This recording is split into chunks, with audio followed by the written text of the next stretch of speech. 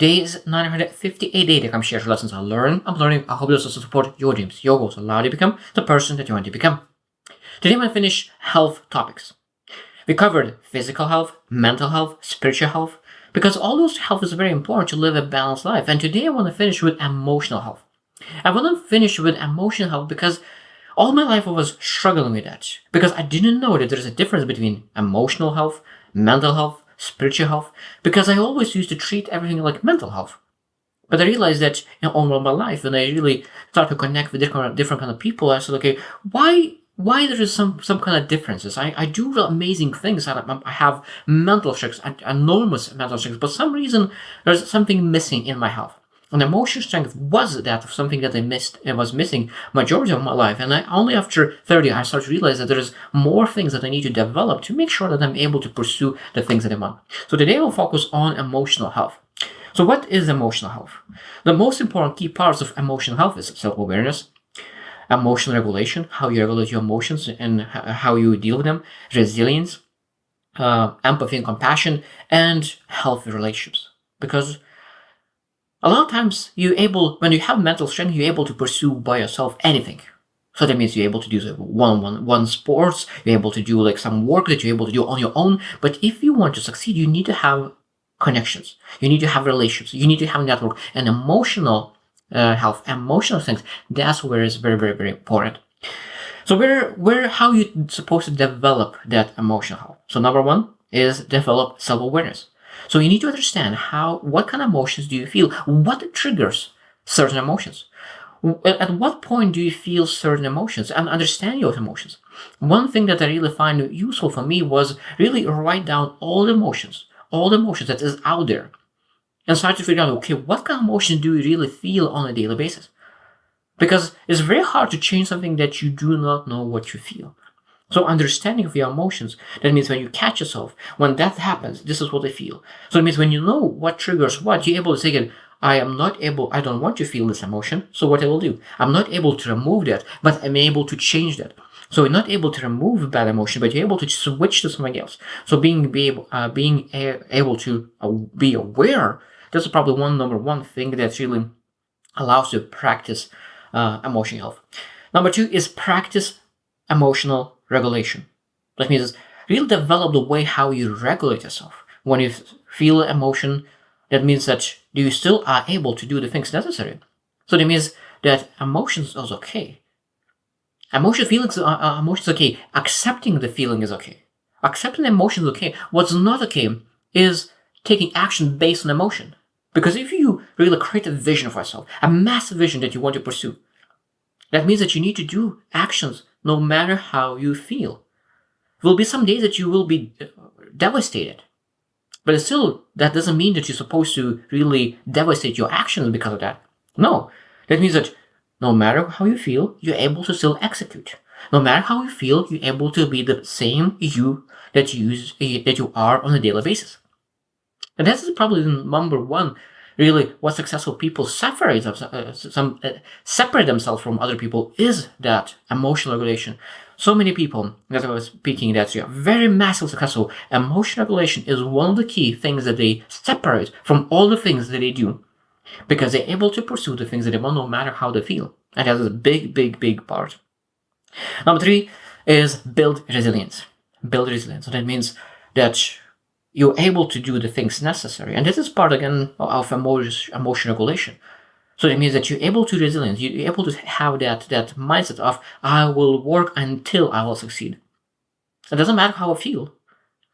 That means that one beautiful thing is that I probably learned from my judo coach, who used to say that you are able to when you want to compete, you are able to do your best during the best days. So if you feel right, you do your best. That's easy. Everyone is doing that. But where is the key is doing your best when you feel the worst. Doing your best when you feel the worst. That's where the champions are.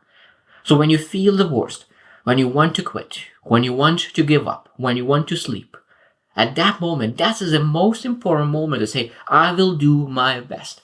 And that's emotional and build resilience. And again, build resilience is one of the things that is that no matter how you feel, maybe do you feel the best. That means that this is a moment. This is a moment for you to build resilience. That means that we need to say, okay, what I'm able to do that I hate to do, but I do that because I want to develop that resilience. I want to develop my emotional resilience.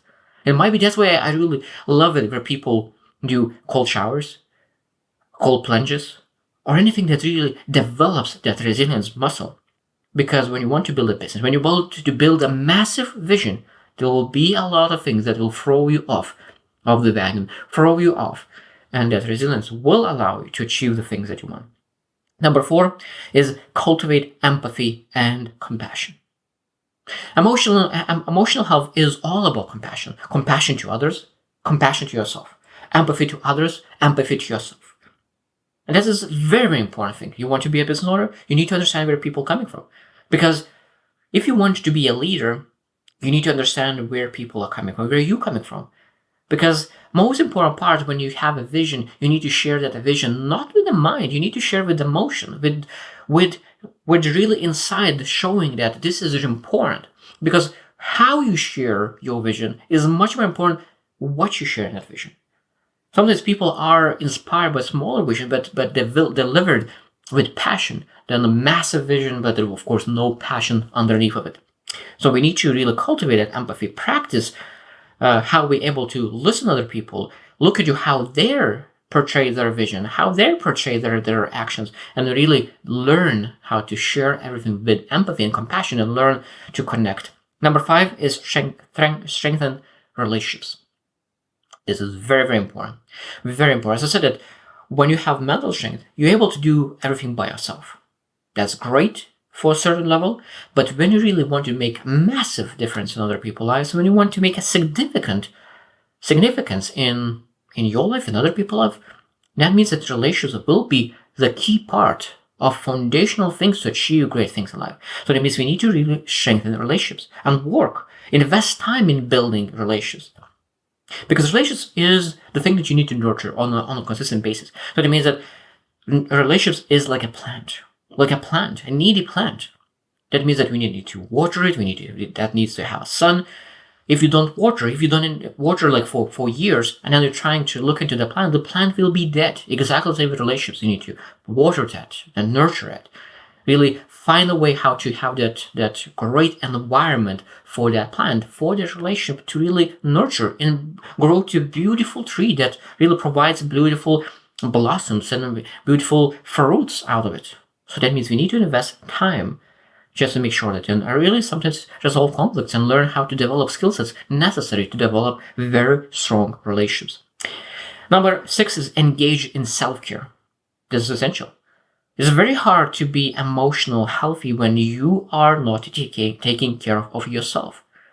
That means a proper diet, proper exercise, proper sleep, and really stress management, all those things. There's a lot of things that we need to do to really self-care. That's exactly what we're covering. There is those 4 healths that you need to cover: spiritual health, physical health, mental health, emotional health, and all those are included in the self-care. Number 7 is seek advice, seek professional help. Seek guidance, mentorship, coaching. That means that when we want to be better in emotional health, we look into people who are very emotionally strong and really look how they live, how they communicate, how they lead. Because that is very, very important, because great emotional skills and great emotional strengths that you're able to develop through seeing how other people are doing. And you're able to really have coaching and mentorship on that level as well. How we're supposed to communicate, how we're supposed to develop relationships. Those things are beautifully able to read books about it, attend seminars. I truly believe that every single aspect that is must in life, those spiritual health, mental health, emotional health, physical health, we need to have coaches, mentors who allows us to develop those things. So it means we don't need to have one or 2 coaches. We need to have 4, 5, 10 to develop every aspect of your life to the highest level that you have that balanced health to pursue the things that you want. Because I know I was not balanced majority of my life. I didn't know what is emotional health and how important it is to really develop meaningful life. Number 8, and this is again one of the most important parts, and this is practice gratitude. Practice gratitude. What you appreciate appreciates. What you appreciate appreciates. One of the most important lessons of my life. What you appreciate appreciates. That means that when we think that we want to have more health and more emotional health, we say that I thank you for my emotional health. I thank you for my empathy. Thank you for my gratefulness. You're able to be thankful for everything, grateful for everything. Because what you're thankful for, that means that you acknowledge that. You see that. You measure that. You improve that. Because what's not measured, not improved. So when you appreciate something, you see it. And you're able to see the progress. And when you see the progress, you're able to get more energy out of it. And that energy develops your actions to really make even more of the things that you want. Very powerful thing to do is practice gratitude. Number 9 is engaging in physical activity. And this, again, in every aspect of our lives, we need to really move our bodies to get things better. Because if you do not have energy, it's very hard to have emotional strength, emotional health. So that means that when we see, okay, I need you to have emotional health, so let's go to use energy to create energy. And with that energy, I will be able to do a lot of great things. Because one thing that is that people say that I don't have energy to exercise, but this is the most important moment to exercise. Because it's impossible to get energy without investing energy. And when you invest energy, you get more energy. At that moment, you're able to really elevate yourself in multiple areas of your life. And last one, number 10, is just really maintaining some kind of lifestyle.